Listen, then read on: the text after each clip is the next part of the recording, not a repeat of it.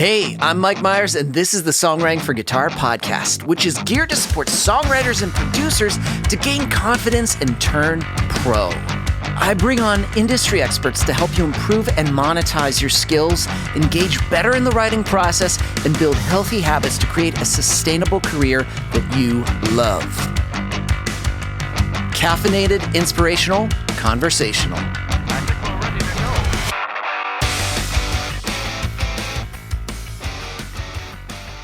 What's up, friends? Mike Myers here with the Songwriting for Guitar podcast, episode 126. Stop waiting for January. Now, as I'm recording this, it is beginning of December, and there's a phrase that I hear songwriters use a lot throughout December. And I want to say I get rumblings of it right around Thanksgiving, after Thanksgiving, and that is, I'll start in the new year. I'll start in January. It is a very sweet idea, but it is one of the worst things that you could do. And here's why. There's something or a thought that a new calendar year or January suddenly helps you develop, is going to magically grant you confidence, clarity, results, momentum. And the truth is, if you don't have that currently, the new calendar year will not give that, like a magic fairy. If you don't have it now, you'll probably keep those same habits into the new year and you'll trail off. And then suddenly when December comes back around, you'll go, I'll start in the new. It feels like a never ending, just like circle. So what I want you to realize is just ditch that notion that January grants you again, clarity, momentum, just all the things that you desire. And in fact, putting off things that you know you need to do as a songwriter. So if you are a lyricist, but you realize you've gotten feedback that it's too wordy, it's not clear too on the story that you're telling from many multiple angles, and you need to clear that up. Or if you're a top liner and you get the feedback that your melodies are dated, they're not current, or it's a little too confusing, a little too busy. Or if you're doing the production side and you get, it sounds pretty thin, it sounds pretty empty. Regardless of the feedback you've been getting, if you have gotten feedback yet, waiting until next year is ridiculous. Don't do it. Commit now to the process. Commit in December that you are going to keep working through the process, because there's many downsides to waiting. If you wait until this magical new year appears, the problem is you're going to overthink a ton. Songwriters already overthink, but this adds even more overthinking, which leads to a lot of anxiety and worry about the process. You get frustrated, you get annoyed, and it becomes more and more unappealing that you start to avoid it. So even if the new year happens, you then make another excuse of, I'll wait until I'll wait until, and then before you know, you're just kicking the can further and further down the road. And it's just, again, this circle of inaction, which does nothing. And I don't want that for you. But you have to address the elephant in the room. You have to start working on these skills now and not wait for this magical new year to appear. Because I want to lessen your anxiety. I want to lessen your overwhelm, your overthinking. Because when you start taking action, you commit to the process, even if it's a little messy, even if it's inconvenient. I've never had a moment in my process or those that I've seen do very high level things jump into convenient times or wait for convenient times. You may have to address these things in your songwriting, even if it means you have to work around your work schedule, even if it means you have to figure out in between all the holiday things happening with family, even if you might have to disappoint one or two people. That's just what you're going to have to do. Because if you desire a high level result, you have to start working at it now. Because I like to think it this way. A casual approach gets casual results.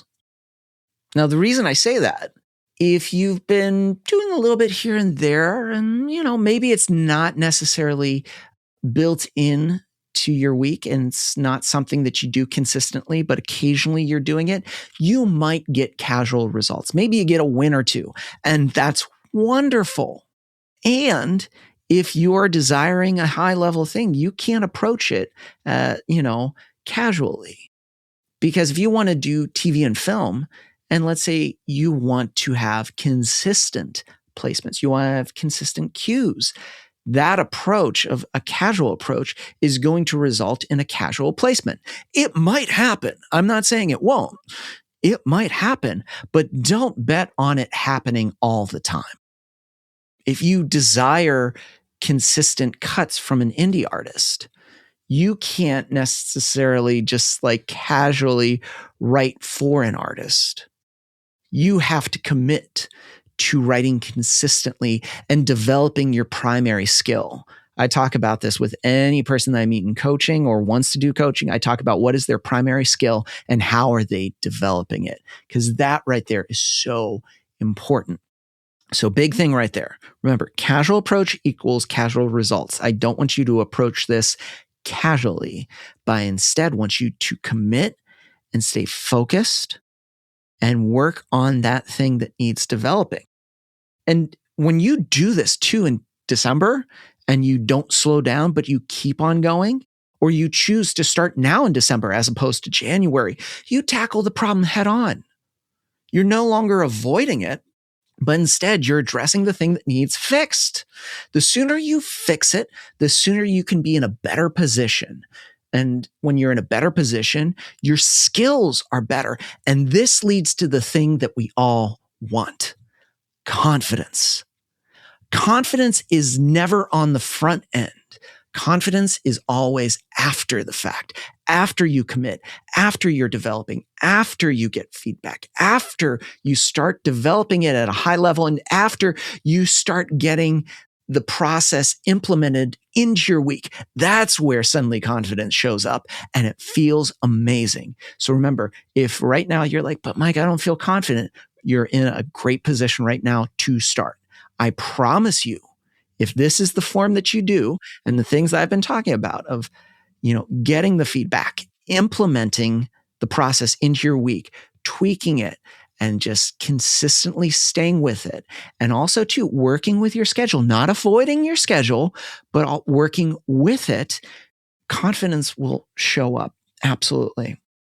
For me, when I think of these early days too, in which I was writing a whole bunch, it was a very taxing challenge for me to address my schedule, because I was a guitar teacher and I had a very, very, very, very, very full schedule. I think at most I was teaching 35 to 40 students weekly, and my hours were crazy. They were the most inconvenient hours because I was working like afternoon into evening. So most of the time people wanted to do co-writing during these times, and I realized I wanted to do this, so I just had to find a way.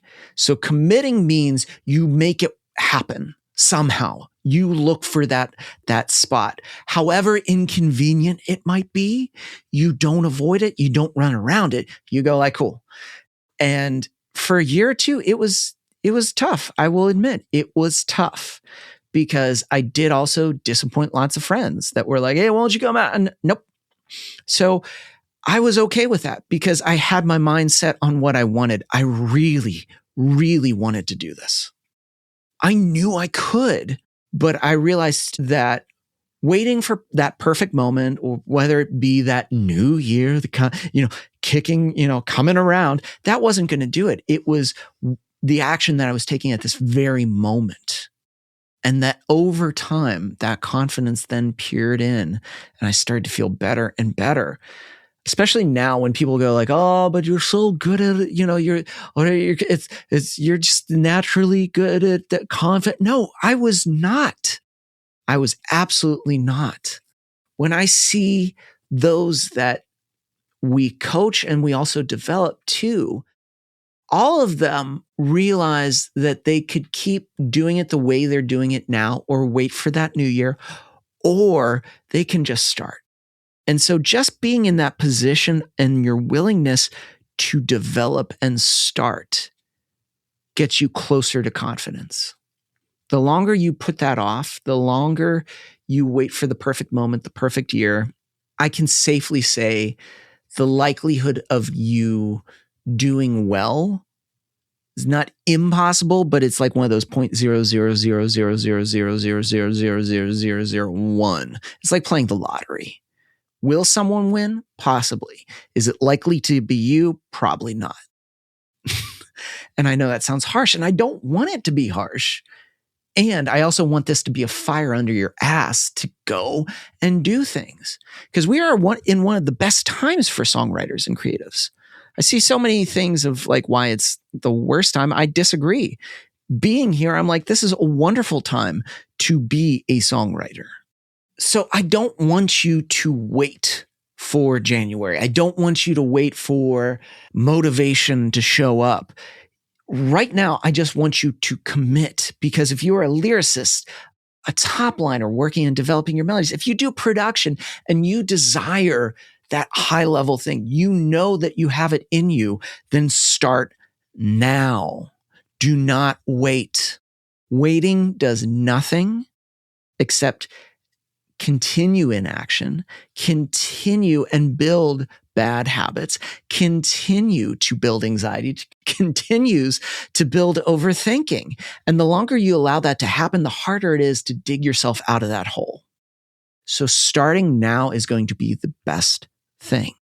And that's why we at Songwriting for Guitar, we focus on one thing and one thing only, and that is development through coaching. When you commit to the idea, it doesn't mean you're going to get all the information right away. You can piece things like YouTube and courses, and they're wonderful, but that takes a while. When you have someone that's been there, that's been through the process, that knows all the things that might happen, all the roadblocks, and all the things that might butt up against you and your goal, they're going to tell you, hey, we need to watch out for this. We need to be sure, because a little bit down the road, you're going to run into this. But if we do X, Y, Z, it's going to avoid it. You'll develop faster, and we're going to get closer to what you want. So regardless if you're a lyricist, if you are working on developing your melodic skills, your production skills, you need a coach. You absolutely need a coach. And that's why you can click the link right below this podcast if you're listening on Apple Podcasts. If you're watching this on YouTube, click right below in the description. You're going to see Book Your Foundations Call. It's going to take you to just a little quick questionnaire where we ask very specific questions about you, your process, and where you want to go. And from there, we have a foundations call in which we're going to match you with the best possible coach. Here's what I will say though. This is not for the casual person. If you are a casual creative, coaching is not for you. Coaching is absolutely not for you. I wish you the best. I hope you figure it out, but we don't want casual students. We want someone who's committed to the concept of doing well, committed to the process, committed to what they're being told that they will implement, even if it means they might have to figure out some adjustment in their schedule. Because all of our coaches at one point had to make that choice themselves. These are coaches doing things within the music industry. They are making their money off of music. But how they got there, they had to not have a casual approach, but commit 100% and do the work, even when it was not convenient. So right now, I want you to click that link if you're ready to jump in and commit to coaching, and tell us a little bit about your process, where you're at, where you want to go. We'll book that foundations call and get you matched with the right coach, because success is very possible within music. But it doesn't come from a new calendar year. It comes when you commit to getting better, commit to development, commit to refinement. And that does it for this week's episode, my friends. I'm Mike Myers. Thanks for listening.